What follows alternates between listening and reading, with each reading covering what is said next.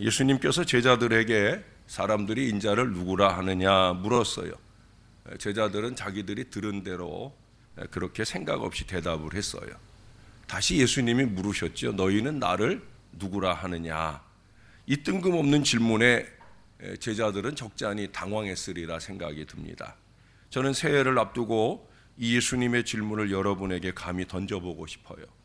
예수님은 여러분들에게 누구입니까? 여러분들은 속으로 나름대로의 답을 말할 수 있을 겁니다. 잘 하셔야 됩니다. 하나님이 다 들으십니다. 사실은 이 고백은 우리의 입술로서 함이 아니라 우리의 삶으로서 해야 되는 고백이에요. 20층 고층 아파트에 사는 친구의 집에 어떤 사람이 가기 위해서 그 아파트 입구에 왔는데 마침 승강기가 고장이 났어요. 에이 참 오늘따라 짜증이 났지만 꼭 만날 일이 있어서 그 많은 계단을 걸어서 어렵게 올라가야 했습니다. 그런데 등에서 땀이 나도록 힘겹게 올라갔는데 친구를 만나지 못했습니다. 친구가 집에 없어서가 아니라 그가 서둘러 오느라고 그만 아파트 동수를 잘못 찾은 거예요. 엉뚱한 아파트 동수로 올라가 가지고 결국 친구를 못 만났다는 거죠. 여러분이 이런 일을 겪었다면 기분이 어떻겠습니까? 정말 짜증이 날 거예요. 그러나 그건 그다지 심각한 문제가 아니에요. 왜? 다시 내려가서 정확한 동수를 찾아가는 수고만 하면 되는 것이기 때문에, 또 거기 승강기는 고장도 안 났을 것이니까 그렇게 어려운 걸음은 아닐 거예요. 근데 죄송하지만 우리가 교회를 오래 다녔고 믿을 만큼 믿은 사람이 천국을 잘못 찾아갔다. 내 생애를 마치고 나는 천국에 당연히 들어갈 것이다 라는 생각을 했는데 내가 가보니까 거기가 천국이 아니더라. 여러분, 그때는 정말 여간 심각한 문제가 아닐 수 없어요. 그는 인생을 다시 살 수 없기 때문이잖아요. 그래서 솔로몬은 노년에 헛되고 헛되니 헛되고 헛되다. 우리가 이미 그 전도서를 보았지만 얼마나 많이 이 고백을 하며 울부짖습니까? 그렇게 울부짖어야만 하는 자기의 어리석은 삶이 있었기 때문이죠. 잘 살아오지 못했다는 거예요. 그래도 그는 마지막 순간에 그 울부짖음이라도 주님 앞에 드리며 회개할 수 있어서 다행인데, 사랑하는 여러분, 우리가 이 솔로몬 같이 탄식을 하지 않기 위해서는 무작정 교회만 다닐 것이 아니라 예수님을 바로 알고 믿어야 됩니다. 교회 생활에 머물지 말고 제대로 신앙 생활을 좀 해야 된다는 거예요. 우리가 가고 있는 믿음의 길이 정말로 바른 길인지 이것을 확인하고 갈 수 있어야 된다는 거예요. 너희는 나를 누구라 하느냐? 이 질문에 베드로가 나서요. 주는 그리스도시요 살아계신 하나님의 아들이시니이다. 대단한 대답을 했어요. 그 다음 17절에 보면 주님도 말씀하시잖아요. 이를 내게 알게 한 이는 혈육이 아니요 하늘에 계신 내 아버지시니라. 이 사람으로서는 이 고백을 할 수 없다는 거예요. 하나님의 은혜로서만 이 고백이 가능하다 하는 정확한 대답을 했다는 거죠. 오늘 우리도 이런 신앙 고백을 할 수 있어야 되는 겁니다. 반드시 해야 합니다. 이것이 오늘 우리의 해야 할 간절한 기도의 제목이라는 거예요. 신앙 고백이 무엇입니까? 그리스도인의 주님을 생명의 구주로 영접하는 그 순간부터 이제는 믿음으로 살겠다 하는 서원을 하는 게, 그게 바로 신앙 고백이에요. 이제는 육신적으로 살지 않고 영적인 하나님의 백성으로 살겠다 하는 신앙 고백이에요. 로마서 10장 9절부터 10절에 말씀하잖아요. 내가 만일 내 입으로 예수를 주로 시인하며 또 하나님께서 그를 죽은 자 가운데 살리신 것을 내 마음에 믿으면 구원을 받으리라. 사람이 마음으로 믿어 의에 이르고 입으로 시인하여 구원에 이르느니라. 신앙 고백은 사전적인 의미로 계약에 근거한 법률적 관계 확립에 필요한 공개적 서약이라고 합니다.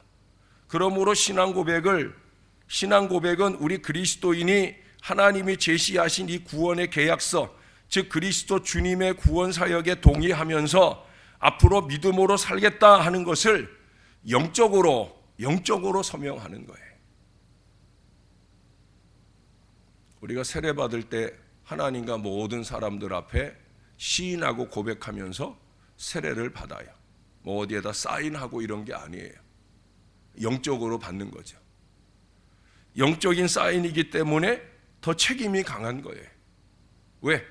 그 영적인 사인의 근거에서 영원한 천국까지 우리가 가는 거니까. 신앙 고백은 하나님 앞에서 의롭다 함을 받은 법률적인 의미를 지닐 뿐만 아니라 이제 우리의 삶 속에서도 지속적으로 그 의를 실천해 나가야 되는 역동적 의미도 지니게 되는 거예요. 구원의 계약서에 약속된 하나님의 축복을 구체적으로 체험하고 구원을 온전히 이루기 위해서 신앙 고백의 원리에 충실한 삶을 살아야 됩니다. 대표적으로 성 어거스틴이라는 분을 여러분들에게 예시해 드릴 수 있을 것 같아요. 여러분, 기독교는 고백의 종교예요. 성 어거스틴도 참회록이라고 하는 아주 두꺼운 책을 쓰면서 거기에 자기의 신앙을 고백하고 있어요. 그의 어린 시절을 회상하면서 그 배후에 역사하시고 인도하셨던 하나님의 은혜를 쭉 찬양하고 있어요. 그의 어린 시절, 젊은 시절은 타락한 생활이었습니다. 그러다 어머니의 간절한 기도 덕에 또 어머니가 소개한 밀라노의 암브로시우스 감독을 만나게 되면서 그는 회개하고 거듭났어요. 그는 마침내 로마서 13장 11절부터 14절의 말씀을 읽고 회심하면서 평생을 그 말씀 붙들고 살았어요. 뭐라고 적혀 있느냐? 또한 너희가 이 시기를 알거니와 자다가 깰 때가 벌써 되었으니 이는 이제 우리의 구원이 처음 믿을 때보다 가까웠습니다. 밤이 깊고 낮이 가까웠으니 그러므로 우리가 어둠의 일을 벗고 빛의 갑옷을 입자. 낮에와 같이 단정히 행하고 방탕하거나 술 취하지 말며 음란하거나 호색하지 말며 다투거나 시기하지 말고 오직 주 예수 그리스도로 옷 입고 정욕을 위하여 육신의 일을 도모하지 말라. 회개한 그는 거룩하게 변화돼요. 이 말씀을 붙들고 이 말씀대로 살려고 영부림치며 살았다는 거예요. 그는 참 좋으신 하나님, 하나님의 형상으로 창조된 인간으로서 하나님이 맡겨주신 그 사명을 다하고 하나님의 영원한 품에 안식하기를 기원하며 노력했다는 거예요. 신앙 고백은 그것입니다. 신앙 고백은 입술로 하는 게 아니라 삶으로 하는 거예요. 우리의 기도도 그렇다고 그랬지. 하나님은 우리의 기도를 들으시는 것이 아니라 기도하는 우리의 삶을 보신다. 그 삶 속에 우리의 신앙의 고백이 담겨 있는 거지요. 그 살아가는 모양을 보면, 교회 안에서나 교회 밖에서나 그 살아가는 모양을 보면 이 사람이 신앙 있느냐 없느냐 우리 사람들이 봐도 뻔한데 모든 걸 감찰하시는 하나님이 볼 때는 얼마나 더 뻔하겠습니까?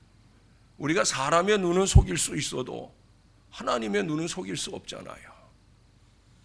그래서 어거스틴은 이 말씀을 붙들고 이 말씀대로 살려고 애를 쓴 거예요. 이게 신앙입니다. 이게 신앙의 고백입니다. 거룩한 성화되어가는 참 신앙이 바로 이 고백 안에 담겨져 있다는 거예요. 저는 새해를 이제 불과 하루 앞두고 주님께서 저에게 위임하신 사도의 권한을 가지고 성도 여러분에게 다시 묻고 싶어요. 너희는 나를 누구라 하느냐? 세상 사람들의 생각이나 의견을 묻는 게 아니죠. 사회적인 관념이나 윤리에서 배운 바를 성도 여러분들에게 묻는 것이 아니라 여러분 자신 개인적인 신앙을 고백해 보라는 거예요. 마음속으로 영혼으로 고백을 하고 그 고백에 합당하도록 새해는 좀 살아보자. 그 말씀을 드리고 싶은 거예요. 여러분에게 매우 중요한 질문입니다. 왜? 이 질문에 대한 답변에 따라서 지금까지 예수님 따라다녔던 여러분들의 신앙의 수준을 평가해 볼 수 있기 때문에 그래요. 여러분들의 신앙의 수준을 목사가 평가하는 건 의미가 없어요. 목사도 개인적인 사견이 있잖아요. 제 평가가 틀린 것이길 저는 원하는 마음이 간절합니다. 제가 평가하는 것보다 하나님이 평가하는 여러분들의 신앙의 수준이 더 영적이고 거룩하고 아름다웠으면 좋겠어요. 본문으로 돌아가서 생각해 보셔요. 이 신앙의 고백이 얼마나 중요한가. 베드로의 신앙 고백에 주님께서 세 가지 약속을 주십니다. 첫 번째는 너는 베드로라, 내가 이 반석 위에 내 교회를 세우겠다. 베드로라 하는 말도 반석이라는 뜻이고요, 또 반석이라는 말도 반석이라는 뜻이에요. 근데 예수님은 전혀 다른 단어를 사용하고 있어요. 단순히 볼 때는 베드로 즉 이 반석 위에 주님의 교회를 세우신다 선언했으니까 베드로 개인이 교회의 머리가 된다는 말씀인가? 천주교인들은 그렇게 생각을 하고 있죠. 그러나 아닙니다. 예수님 분명히 다른 단어를 사용했어요. 베드로라는 이 이름을 말씀하실 때는 페트로스라고 하는 남성 명사를 썼어요. 남성 명사는 크거나 작거나 하나의 개체가 되는 돌을 의미하는 거예요. 작은 짱돌을 의미하거나 아니면 큰 바위를 의미하거나, 그것이 페트로스, 남성 명사를 썼을 때예요. 헬라어 원문 성경을 보면 그 뒤에 나오는 반석이라고 하는 단어는 페트로스를 쓰지 않았어요. 페트라라고 하는 여성 명사를 썼어요. 여성 명사로 페트라, 반석을 말할 때는 뭐냐? 커다란 안반을 말하는 거예요. 흔들림 없이 견고한 안반을 말하는 겁니다. 산을 떠받치는 반석을 말하는 겁니다. 이런 의미에서 말씀을 드리면, 너 베드로는 하나의 작은 돌멩이에 불과하다. 쉽게 움직일 수 있는, 가끔은 변할 수도 있는 존재이지만 내가 고백한 신앙 고백, 주는 그리스도시요 살아계신 하나님의 아들이십니다. 이 고백은 이 고백의 거대한 반석 위에 나의 교회를 세우겠다. 바로 그 말씀을 말씀하고 있는 거예요. 여러분, 교회는 건축물이 아닙니다. 벽돌이나 돌멩이도 아닙니다. 교회는 살아있는 유기체로서 성도 여러분 자신이고 생활입니다. 교회는 여러분들의 가정이고요, 그리스도를 주로 고백하는 우리 신앙인들의 신앙 공동체입니다. 신앙적으로 우리가 살아야 된다는 거예요. 여러분이 잘못 믿으면 교회는 흔들리게 되어 있어요. 여러분의 가정이 주님의 뜻대로 살지 않고 하나님의 영광을 가리고 살아가면 그 가정은 교회가 아닙니다. 교회도 마찬가지예요. 교회의 간판이 걸려있고 십자가가 세워졌다고 교회가 아니에요. 우리 교회가 동네에 세운 구원의 등대가 되지 못하고 복음을 전하고 선교하지 못한다고 하면 그건 교회가 아니에요. 교회는 처음 생겨났을 때부터, 이제 막 생겨나서 서로의 살림이 어려운 때부터 교회는 선교하는 교회였고, 그것이 바로 교회의 교회됨이었다는 거예요. 예루살렘 교회의 선교를 받고 세워진 안디옥 교회가 바나바와 바울을 세워서 성령행전, 선교행전의 위대한 역사를 펼쳐간 것이 바로 교회의 교회됨이라는 거예요. 베드로는 나중에 그의 서신에 이런 고백을 합니다. 사람에게는 버림바가 되었으나 하나님께는 택하심을 입은 보배로운 산돌이신 예수께 나아가 너희도 산돌같이 신령한 집으로 세워지고 예수 그리스도로 말미암아 하나님이 기쁘게 받으실 신령한 제사를 드릴 거룩한 제사장이 될지니라. 교회, 즉 신앙생활은 현재 진행형이에요. ing란 말이에요. 예? 너희도 산돌이신 예수께 나아가 신령한 집으로 지어져 가야 된다. 이만큼의 신앙 연륜이 있으면 그만큼의 신령함이 묻어나야 된다. 생각하는 것이나 말하는 것이나 행동하는 것이 그 신령함이 뚝뚝 묻어나는 거룩함이 느껴져야 된다. 그게 바로 신앙이라는 거예요. 물론 이 세상에 완성된 교회는 없습니다. 방금 베드로가 고백한 것처럼 지어져 간다라는 표현이 뭐예요? 계속 완성되어져 가고 있다는 얘기예요. 교회, 즉 성도 여러분은 그리스도를 닮아가는 사람들이 신앙생활의 기초부터 차근차근 다져나가서 완성된 신앙의 삶을 살아가야 한다는 뜻이에요. 예수님이 이 땅의 생애를 33년 사셨어요. 저는 요즘 이 33년의 예수님의 생애를 거듭 묵상하고 있어요. 왜? 제가 목회적 사역을 시작한 지 이제 33년이 다 되어 가니까. 예수님은 33년의 생애 동안, 물론 우리가 어찌 예수님과 비교할 수 있겠어요? 그분은 33년 동안의 생애를 통해 산돌이 뭔지, 신령함이 뭔지 우리들에게 극명하게 보여주셨어요. 전도사로서, 목회자로서 33년의 생애 가까이 살아온 나는 과연 어떠한가 하는 부분에 대한 고민과 골몰이 저에게 있어요. 상황과 환경과 사람에 따라서 내 감정이 요동치는 어리석음 속에 살고 있는 이 부족함을 한탄하면서 주님 앞에 회개하고 있어요. 그렇게 완성된 신앙인은 없는 거예요. 놀라운 신앙 고백을 한 이 베드로도 주님을 3번이나 부인하지 않았습니까? 다행인 건 뭐예요? 회개가 있었다는 거죠. 회개의 눈물이 있었다는 거예요. 그것이 그를 더 신령한 사람으로 지어져 가는 거룩한 제사장이 되어지는 바로 그 길을 열어가게 되었다는 거죠.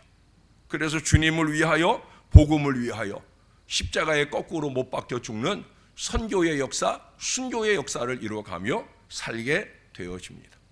사랑하는 여러분, 우리도 신앙 고백처럼 살다가 주님의 복음과 주님을 위해서 죽으면 하나님이 기쁘게 받으실 신령한 제사를 드릴 거룩한 제사장이 될 수 있는 거예요. 그렇게 되어야 합니다. 이 반석 위에 내 교회를 세운다 하는 이 첫 번째 약속이 아주 중요하기에 이 약속을 좀 길게 말씀을 드렸어요. 두 번째 약속은 뭡니까? 음부의 권세가 이기지 못하리라 라고 18절 하반절에 말씀합니다. 음부의 권세가 뭐예요? 죽음의 권세예요? 지옥의 권세예요? 죽을 만한 위기들이 많은 이 세대 속에서 주님이 우리를 지켜주시는 약속이에요.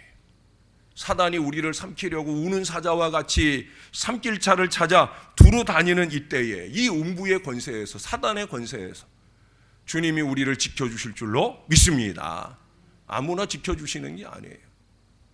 신앙 고백적 삶이 있는 사람, 그런 사람은 사단의 앞잡이 노릇을 절대 하지 않는다는 거죠. 저나 여러분 안에 신앙 고백적 삶을 통해 음부의 권세가 감히 우리를 틈타지 못하게 하는 거룩한 은혜와 능력이 살아있어야 될 줄로 믿습니다. 세 번째 약속은 19절에 주어집니다. 내가 천국의 열쇠를 내게 주겠다. 내가 땅에서 무엇이든지 매면 하늘에서도 매일 것이요 내가 땅에서 무엇이든지 풀면 하늘에서도 풀리리라. 우리의 입술을 열어 기도하는 모든 것들에 대하여 철컥철컥 하늘의 보고를 열어 쏟아주신다는 거예요. 로얄키라고 들어보셨어요? 호텔에는 로얄키라고 이름지는 맞는 키가 있어요. 이 키는 호텔 안에 모든 문이 열리는 키예요. 천국의 열쇠는 바로 그런 키예요. 저와 여러분이 제대로 된 신앙 고백적 삶을 살아간다고 하면, 신령한 집으로 지어지는 거룩한 인생을 살아간다고 하면, 그러면 주님이 그 천국의 열쇠를 주신다는 거예요. 저와 여러분들이 굳이 입술을 열지 않아도 우리의 마음에 품고 묵상하는 모든 기도에 대하여 하늘의 큰 응답과 역사를 주신다는 거예요. 사랑하는 여러분, 오늘 오신 여러분들은 대단히 훌륭하신 주님의 자녀들입니다. 오시는데 많이 추우셨잖아요. 이 추위가 핑계가 되는 사람들도 있을 터인데 여러분들은 그걸 무릅쓰고 오늘 주 앞에 있는 훌륭한 교인들입니다. 그 불굴의 신앙을 여러분의 삶 속에 이어갈 수 있게 되기를 바랍니다. 주님이 나를 원하실 때, 주님이 우리를 원하실 때, 주님 보시기에 가장 좋은 모습으로 신앙 고백적 아름다운 삶을 우리의 삶 속에 써내려 가면서 주님이 우리에게 약속하신 이 세 가지의 약속들이 저와 여러분들에게 열리는, 오늘 이 새벽 하늘문이 열리는 은혜의 아침이 되기를 주님의 이름으로 축원합니다. 같이 한번 기도하겠습니다. 하나님께 대한 믿음 없이, 기도 없이 살아온 모습을 회개합니다. 2020년에는 더욱더 간절하고 신령한 기도로 살게 하여 주시옵소서. 우리 주님 앞에 간절하게 기도하는 시간 되길 바랍니다. 나같이 기도하겠습니다. 아버지 은혜를 감사합니다. 오늘도 우리가 주님 앞에 있습니다. 무척 추운 날씨이지만 송구 영신하는 거룩한 은혜를 사모하면서 오늘도 우리가 주님 앞에 있습니다. 나를 부르신 부름이 무엇인지를 깨달아 알기에 주님께 더 매달려 기도하면서 한 해 동안의 나의 부족을 깨달아 회개하고 새로운 한 해를 더 거룩하고 더 신령한 집으로 지어져갈 그 귀한 고백을 주 앞에 드리고자 새벽을 가르고 주님 앞에 왔습니다. 이 살아가는 주의 백성들의 마음의 삶 가운데 신령한 신앙 고백이 넘치게 도와 주시옵소서. 누가 보더라도 하나님의 사람다운 신령한 모습들이 살아있도록 은혜를 베풀어 주시옵소서. 세속적 가치를 교회로 끌어들이는 인생이 아니라 교회의 거룩함을 세상 가운데 드러내는 신령한 주의 백성들이 되게 하여 주시옵소서. 나를 구원해 주신 하늘의 은혜에 감사할 뿐 아니라 내가 간직한 신앙의 고백을 나 아닌 다른 사람들에게서 나올 수 있도록 하기 위하여 열심히 전도하고 선교하는 아름다운 교회를 세워가는 한 사람 한 사람 다 되도록 은혜를 베풀어 주시옵소서. 좋으신 아버지, 우리가 주님을 알고 믿게 하신 것 감사합니다. 이 믿음이 우리에게 헛것이 되지 말게 도와주시고 제대로 된 신앙 고백을 간직하고 성 어거스틴처럼 주님의 말씀을 꼭 붙들고 낮에와 같이 밝음 가운데 행하는 빛과 소금의 인생이 될 수 있게 은혜를 베풀어 주시옵소서. 오늘도 우리 신옥균 장로님, 정미자 권사님 가정에서, 박종명 집사님, 유순옥 권사님 가정에서, 김금옥 권사님 특별히 장례를 마치고 주일 점심 섬기는 예물로 우리 주님 앞에 올려드립니다. 또한 전차권 장로님, 서원실 권사님 가정, 또 정진애 권사님 등 많은 주의 종들이 비전 씨앗의 예물을 주님 앞에 올려드립니다. 각기 다른 제목과 물질을 주님께 올려드릴 때 기쁨으로 연락하여 주옵소서. 드린 바 소원하는 기도대로 응답해 주시고 역사를 더하여 주옵소서. 오늘 주신 말씀처럼 하늘 문을 열 수 있는 이 천국의 열쇠를 간직하는 건강한 신앙의 백성들이 되게 하시고 이 예물들이 모아져서 이 교회가 비전 미래를 아름답게 준비하는 신령한 재단이 되어갈 수 있도록 축복해 주시옵소서. 주님께 감사합니다. 예수님의 이름으로 기도합니다. 아멘.